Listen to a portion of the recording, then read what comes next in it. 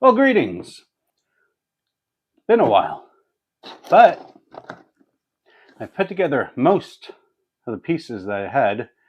The OG Sandviper, the one I got in 2007 I told you guys about.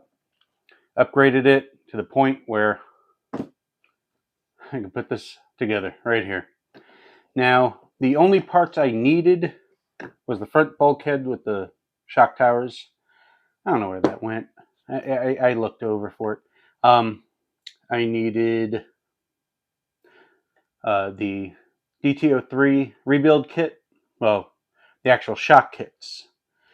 I used the bottom connector, where the spring rests down here.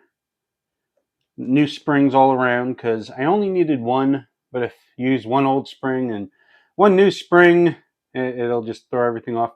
Might as well just use new springs since the other ones are 15, 16 years old, almost 20 now.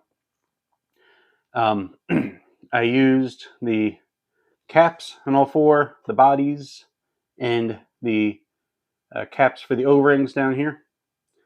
I reused the shaft right here so I can use new pistons inside.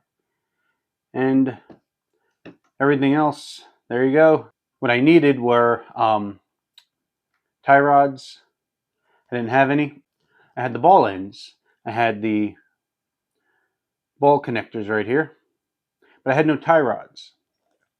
So what I did was I bought some 3mm threaded rod, cut them down to the specifications that Tamiya had, I think 42, 46, and I forget how long the steering rods were. Cut them down, and there you go.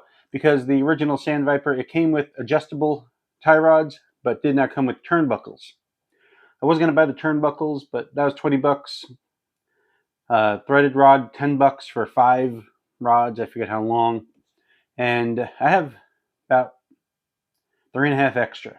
So if I ever need tie rods, and they're heavy duty, it feels like, got them right there.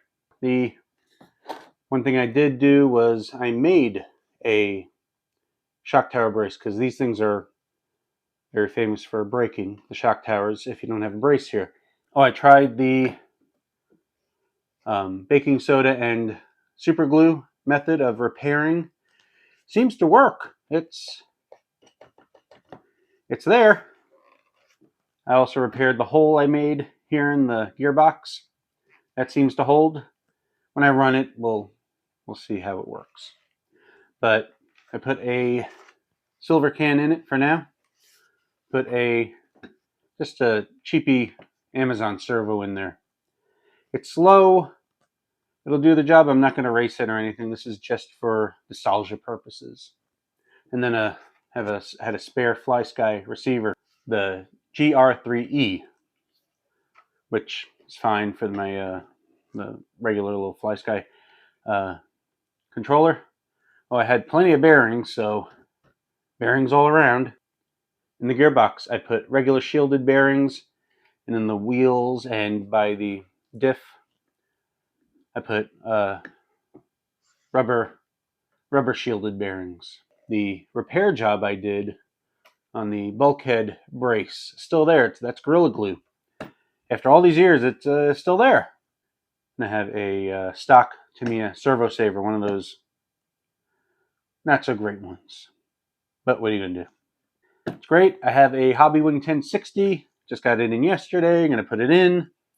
And then when the wheels come, tires come, I'll be able to mount them onto the original rims. I'm going to use the acetone trick, remove the Proline tires from it, and then put on stock looking tires. I bought some RC Dagon, the Chinese tires, and that'll be fine.